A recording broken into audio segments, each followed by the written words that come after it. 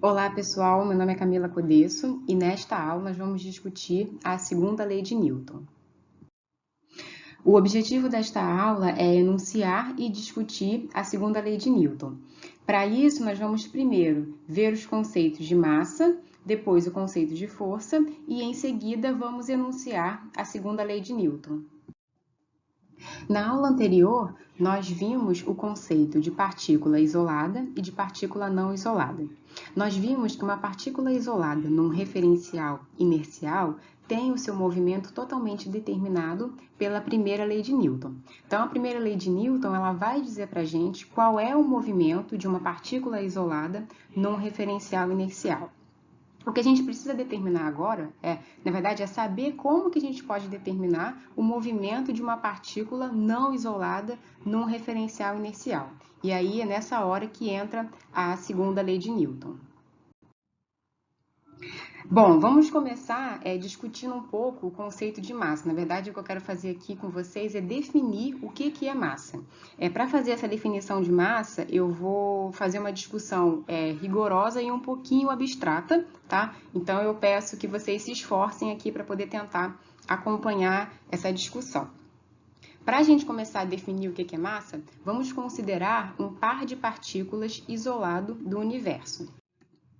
O que seria um par de partículas isolado? São duas partículas que interagem entre si, mas que estão isoladas do resto do universo. Ou seja, as outras partículas que existem no universo, elas não conseguem exercer influência sobre esse par. E aqui eu tenho uma figura onde eu estou ilustrando esse par de partículas isolado. Então, eu tenho aqui a partícula I e a partícula J. O quão real é a gente pensar em duas partículas isoladas, mas que interagem entre si? Bom, a gente tem aqui o exemplo de estrelas binárias, O que seriam essas estrelas? Eu tenho lá o meu universo, eu tenho aqui um par de partículas, São, no caso, essas duas estrelas, e elas estão interagindo entre si e o movimento de uma influencia no movimento da outra. É claro que existem outras estrelas no universo, mas a gente está assumindo que essas outras estrelas estão tão distantes que elas não conseguem influenciar o movimento desse par. Tudo bem? Bom, então o que a gente pode extrair disso aqui? Empiricamente, a gente pode mostrar a seguinte propriedade para esse par de partículas isolado. A propriedade diz o seguinte, As acelerações das partículas de um par isolado têm sempre a mesma direção e sentidos opostos.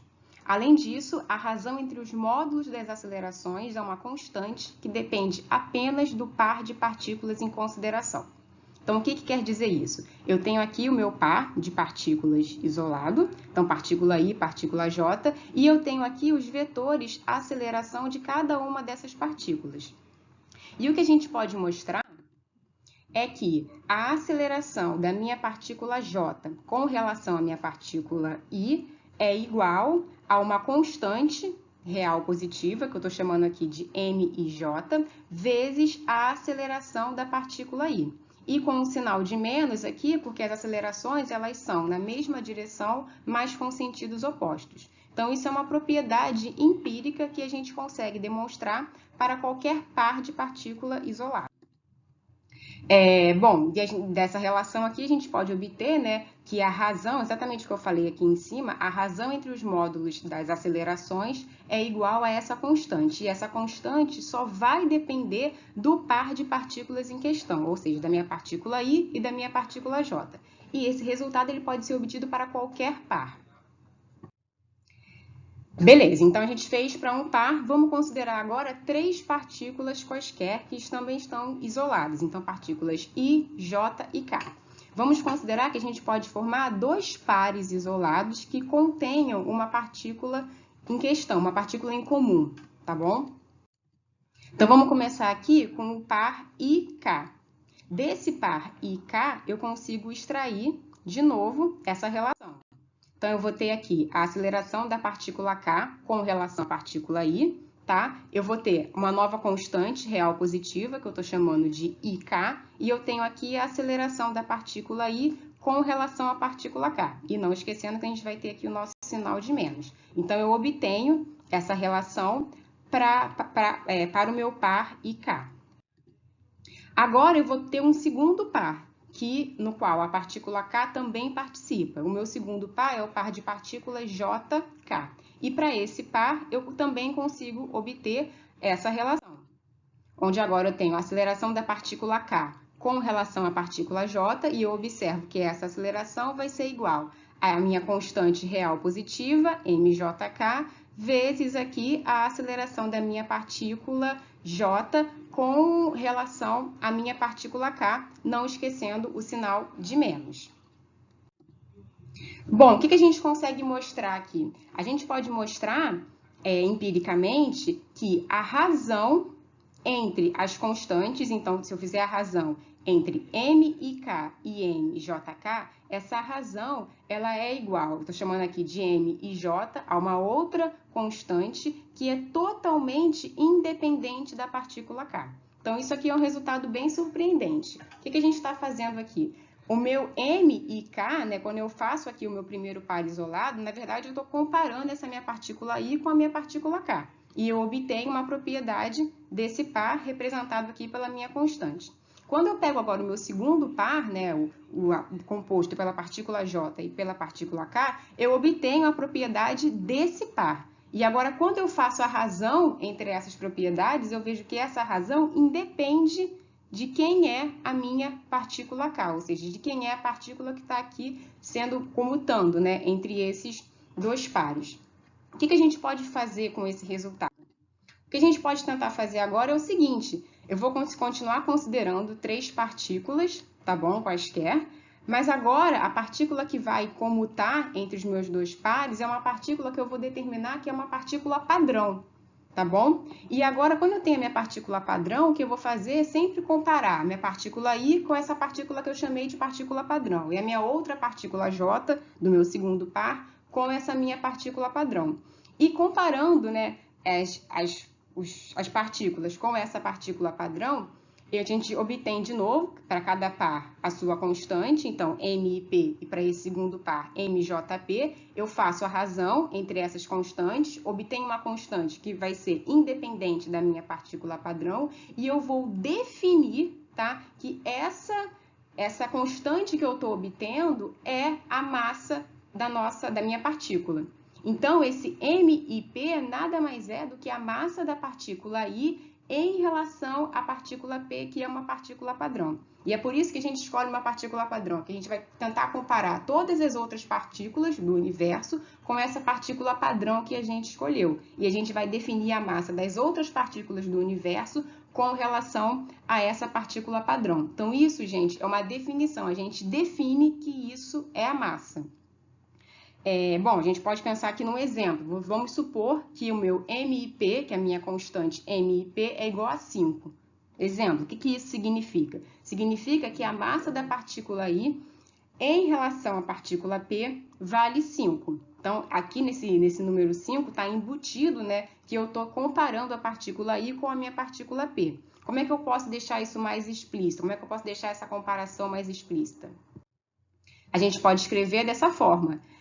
Antes eu disse, né, o meu MIP é igual a 5, agora eu digo o seguinte, o meu MI é igual a 5 UP. O que é esse UP? É a minha unidade padrão, é a partícula padrão com a qual eu estou comparando as outras, tá bom? E, bom, essa discussão aqui, ela foi abstrata, ela é bem abstrata, mas o que é o interessante da gente perceber daqui? É que aqui a gente define a massa a partir da aceleração. Então, você vai conseguir medir a massa de uma partícula a partir da aceleração dela. E agora, vamos tentar pensar como que a gente faz, né, no mundo real, como que a gente mede massa. Bom, vamos pensar um pouco sobre a nossa noção intuitiva de massa. Qual é a noção intuitiva que a gente tem de massa? A noção de massa que a gente tem, muitas vezes, né, ela é associada aos conceitos de leve e pesado. Então, assim, todo mundo sabe, todo mundo vai dizer que uma pena é leve, mas todo mundo também vai dizer que aqueles pezinhos lá da academia, quando a gente tem que pegar, dependendo do peso que você está levantando, a gente vai dizer que é pesado. A gente pode olhar aqui a figura, o nosso atleta está segurando um halter que parece ser bem pesado. Bom, essa questão da gente associar a massa com o conceito de leve e pesado, no fundo, está relacionado com o fato de que a forma da gente medir massa é a partir de uma medida de força. Esse conceito de leve e pesado está associado com a força-peso. Eu não defini ainda formalmente para vocês força-peso, mas muitos de vocês já viram esse conceito no colégio. A força-peso é definida como sendo a massa do corpo vezes a aceleração da gravidade. Bom, e como é que a gente mede a massa de um corpo? Eu apresento aqui para vocês a figura de uma balança. Talvez vocês nunca tenham visto uma balança dessa, a não ser na televisão, em filmes. Mas qual que é a ideia dessa balança? Como é que eu consigo medir massa a partir dessa balança? A ideia é que eu pego o corpo que eu quero medir a massa, eu coloco esse corpo de um lado da minha balança, num dos pratos da minha balança, e no outro prato eu vou acrescentando peças que eu sei exatamente qual que é a massa delas. E no final, o que eu espero obter é o equilíbrio de forças. Quando eu tenho aqui o equilíbrio entre os dois pratos da balança, eu sei dizer qual é a massa do corpo que eu botei desse lado, porque eu sei exatamente a massa dos corpos que eu fui colocando no lado oposto. Então, o que a gente está fazendo aqui é comparar a massa do nosso corpo com uma massa que é previamente conhecida. Mas como é que essa massa é previamente conhecida? Como é que eu sei que um corpo desse tem, por exemplo, 1 kg e que esse do lado tem meio quilo? Nós temos definido, né, o nosso 1 kg padrão. Até pouco tempo atrás, esse 1 kg ele era uma peça composta por uma liga de platina e irídio, que tinha 1 kg, e essa definição ela foi utilizada até pouco tempo atrás, né, até 20 de maio de 2019. Agora nós temos uma nova definição desse 1 kg padrão, que é definido a partir de constantes universais. Ainda aqui nessa questão, né, de como medir massa de um corpo, eu apresento para vocês, a título de curiosidade, uma balança que era utilizada em Creta em 2000 anos antes de Cristo. Então, é uma balança bem antiga. E vocês podem observar que o princípio, né, de funcionamento dela é bem parecido com o dessa balança que eu já tinha apresentado para vocês no slide anterior. E aqui a gente tem uma terceira forma de medir massa, uma outra balança, onde ela é baseada em uma mola. E, no caso, você pega o objeto que você quer medir, você prende esse objeto aqui no final da balança e você observa o quanto que essa mola estica. E, a partir disso, você vai medir a massa desse objeto. Eu ainda não discuti com vocês, né, quais são os tipos de força que nós temos, mas eu gostaria que, baseado no conceito, né, que vocês já têm do ensino médio de vocês, que vocês pensem quais são os tipos de força que estão envolvidos aqui em cada caso. E, comparando com o que a gente discutiu no início da aula, a gente pode observar que aqui a gente mede massa a partir de força. Tá? Então, para medir massa, a gente precisa medir a força, mas a força depende da massa. Então, a ideia é que você não consegue definir de forma rigorosa a massa aqui, diferente do caso que eu apresentei no início da aula, onde a gente mede massa a partir de aceleração. Tudo bem? Vamos discutir um pouco agora sobre força. Na aula anterior, na aula de primeira lei de Newton, eu já tinha apresentado para vocês uma definição qualitativa de força. A gente discutiu que força é a ação pela qual um corpo acelera outro e que desaparece quando a distância entre os corpos tende ao infinito. Eu acredito também que no ensino médio de vocês discutiram, né, alguns tipos de força. E vocês viram que nós temos forças do tipo força de contato e forças de ação à distância. Então, aqui em forças de contato, por exemplo, eu apresento algumas imagens para ilustrar, né? Então, você tem aqui uma pessoa que está ajudando o cadeirante a subir uma rampa. Então, se você quer fazer com que esse cadeirante suba essa rampa, você tem que pegar a cadeira de rodas e aplicar uma força nessa cadeira de rodas. Bom, a gente tem aqui um tenista, né? Se você quer alterar o movimento dessa bola, você vai precisar bater com a raquete nela e com isso você vai aplicar uma força nessa bola. E aqui nós temos forças de ação à distância, né? Como, por exemplo, forças, né, gravitacionais e aqui forças magnéticas, que até estariam fazendo aqui o nosso objeto levitar. Eu gostaria de apresentar para vocês uma nova classificação de força, que vai ser a seguinte: a gente pode classificar as forças em forças aplicadas, ou forças de origem física, e forças vinculares ou forças de origem geométrica. Forças aplicadas são forças causadas por efeitos físicos. Essas forças elas apresentam em suas expressões matemáticas constantes que são determinadas experimentalmente. Já as forças vinculares são forças dadas por relações geométricas, entre as diversas partes de um sistema. Isso vai ficar mais claro à medida que a gente for avançando aqui na aula. Bom, como exemplos de forças aplicadas, nós temos força-peso, a lei de Coulomb, que é uma força de origem, né, elétrica, força de atrito cinético, e como exemplo de forças vinculares, força normal, força de tração, força de atrito estático, entre outras. Nós conseguimos observar empiricamente que as leis de força dependem apenas da posição e da velocidade das partículas que compõem o sistema isolado. Quando eu digo aqui leis de força, eu estou querendo dizer a expressão matemática de uma determinada força. Bom, isso que eu enunciei aqui, na verdade, é o princípio do determinismo newtoniano. É um tópico que vocês provavelmente vão ver em mais detalhes no curso de mecânica clássica de vocês. Então, a ideia é que se você pega o princípio do determinismo newtoniano, que nada mais é do que essa informação que eu coloquei, né, que as leis de força dependem apenas da posição e da velocidade das partículas, e soma-se isso ao princípio da superposição, que é o princípio que se você tem mais de uma força sendo aplicada em um determinado corpo, uma força não vai influenciar na outra. Então, se você considera o princípio do determinismo newtoniano com o princípio da superposição, você consegue enunciar a segunda lei de Newton. E aqui eu também estou só ilustrando um exemplo clássico de vocês, que vocês já estão acostumados de ver no ensino médio, que é um bloco sobre um plano inclinado, e aqui eu vou ter, né, atuando nesse bloco, a força-peso e a força normal. Eu sei que eu não defini ainda para vocês o que é força-peso e força normal, mas eu estou usando aqui o conceito, né, as coisas que vocês já aprenderam no ensino médio, estou abusando disso.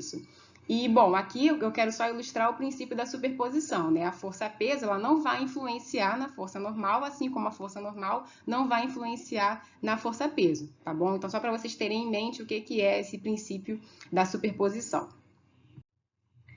Bom, então agora vamos enunciar a segunda lei de Newton. A segunda lei de Newton, ela vai dizer para a gente que o produto da massa pela aceleração de uma partícula é igual à força total exercida sobre a partícula. Então, nós temos aqui a expressão da segunda lei de Newton. Então, esse F está representando aqui a força resultante, que é a força total que está atuando numa partícula. M é a massa da partícula e o A vai ser a aceleração da partícula desse corpo.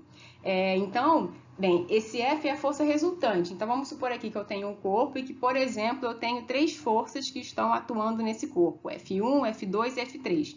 A minha força resultante nada mais é do que a soma de todas essas forças que estão atuando. Lembrando que força é uma grandeza vetorial, então a gente vai fazer uma soma vetorial aqui desse lado. E se eu tivesse mais forças sendo aplicadas nesse corpo, o que eu ia fazer era somar todas as forças que estão atuando nesse corpo para obter a força resultante. E essa força resultante, ela é igual à massa vezes a aceleração desse corpo. Também estou colocando aqui do lado, né, que a força, ela é medida em newtons, tá? Bom, uma outra formulação para a segunda lei, que talvez vocês também já tenham visto, é a partir da definição de momento, né? Então, a gente diz que a derivada temporal do momento linear é igual à massa vezes a aceleração do corpo, onde esse momento linear nada mais é do que a massa vezes a velocidade do corpo. Nas próximas aulas, nós vamos discutir, né, os tipos de força que podem atuar num corpo para poder começar a aplicar a segunda lei de Newton. Bom, nossa aula encerra-se por aqui. Eu espero que vocês tenham compreendido os conceitos dessa aula. Então, voltem lá no slide objetivos e vejam se vocês conseguiram alcançar os objetivos da aula. Tragam as suas dúvidas para o nosso encontro presencial, tá? Pensem em perguntas sobre essa aula e até o encontro presencial.